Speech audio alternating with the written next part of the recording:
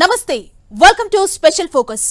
శాస్త్ర సాంకేతిక రంగాల్లో ప్రపంచ దేశాలను ఆశ్చర్యపరుస్తున్న ఇస్రో 2023లో కీలక మైలురాళ్లను అధిగమించింది. విజయవంతమైన ప్రాజెక్టులతో ప్రపంచ యువనికపై భారత విజయ పతాకాన్ని రెపరెపలాడించింది.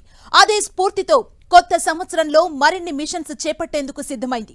చంద్రయాన్ 3 ఆదిత్య L1 మిషన్స్ తరహాలోనే మరో 10 కీలక ప్రాజెక్టులను చేపట్టి ప్రపంచ దేశాలకు స్ఫూర్తిగా నిలిచేందుకు సన్నద్ధమవుతోంది భారత అంతరిక్ష పరిశోధనా సంస్థ.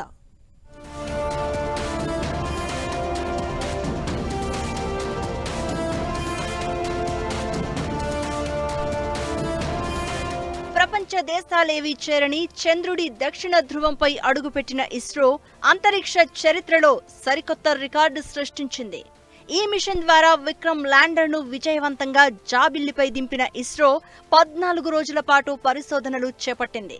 చంద్రుడిపై ఆక్సిజన్ తో పాటు ఇతర మూలకాల ఉనికిని గుర్తించింది. ఇక సూర్యుడిపై రహస్యాలను ఛేదించేందుకు ఆదిత్య L1 ను ప్రయోగించిన ఇస్రో భూమికి 15 లక్షల కిలోమీటర్ల దూరంలోని L1 పాయింట్ వద్ద కక్షలోకి వ్యోమనౌకను ప్రవేశపెట్టనుంది. కొత్త ఏడాదిలో ఇది తన గమ్యస్థానాన్ని చేరుకోనుంది.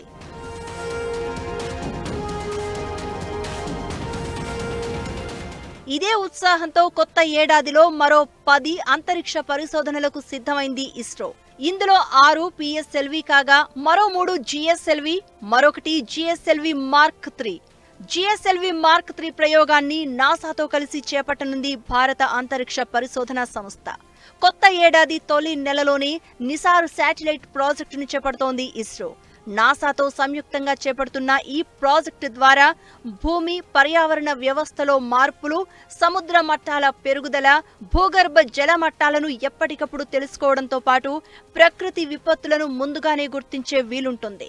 సింథటిక్ అపాచీ రాడర్ ఉన్న నిసార్ శాటిలైట్ ఎర్త్ ఆర్బిట్ ప్రాంతం నుంచి భూమిని అధ్యయనం చేస్తుంది.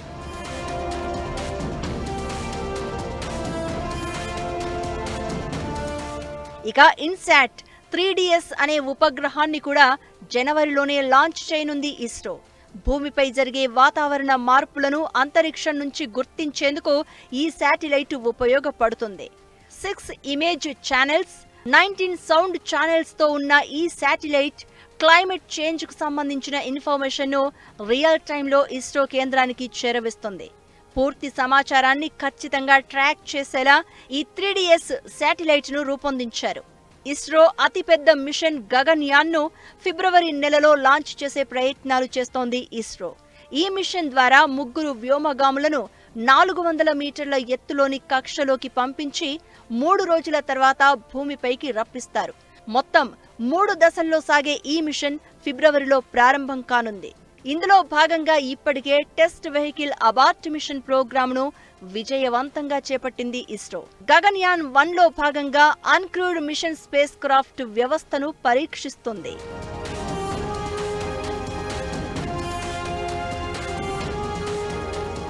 ఇక గగన్యాన్ 2 ద్వారా ఓ రోబోను అంతరిక్షంలోకి పంపించి స్పేస్ క్రాఫ్ట్ రీఎంట్రీ ల్యాండింగ్ వ్యవస్థను పరీక్షిస్తారు.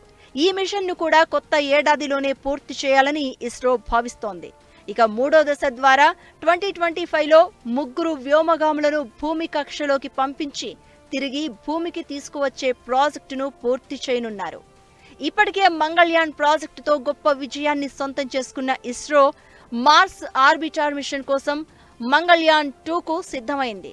4 వేర్వేరు పేలోడ్స్ ఉన్న స్పేస్ క్రాఫ్ట్ అంగారక గ్రహంపై పరిశోధనలు చేస్తుంది. గతంలో ప్రయోగించిన మంగళ్యాన్ కంటే సాంకేతికంగా ఎంతో అభివృద్ధి చేశారు. దాదాపు 100 కిలోల బరువున్న ఈ స్పేస్ క్రాఫ్ట్ ప్రస్తుతం ప్రయోగానికి సిద్ధంగా ఉంది.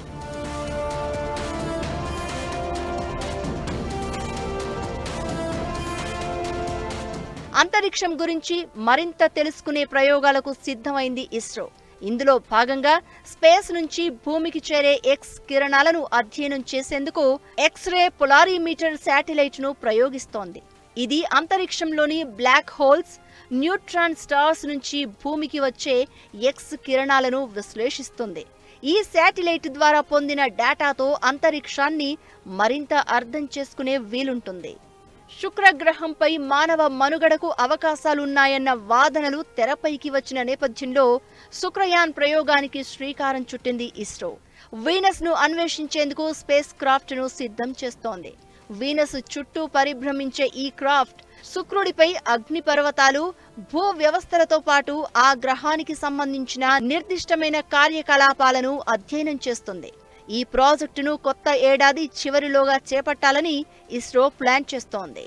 2023 లాగే ఇస్రో చేపట్టే కొత్త మిషన్స్ కొత్త ఏడాదిలో కూడా సక్సెస్ కావాలని కోరుకుందాం. తద్వారా భారత అంతరిక్ష పరిశోధనల సత్తాను మరోసారి ప్రపంచానికి చాటి చెప్పే అవకాశం ఉంది.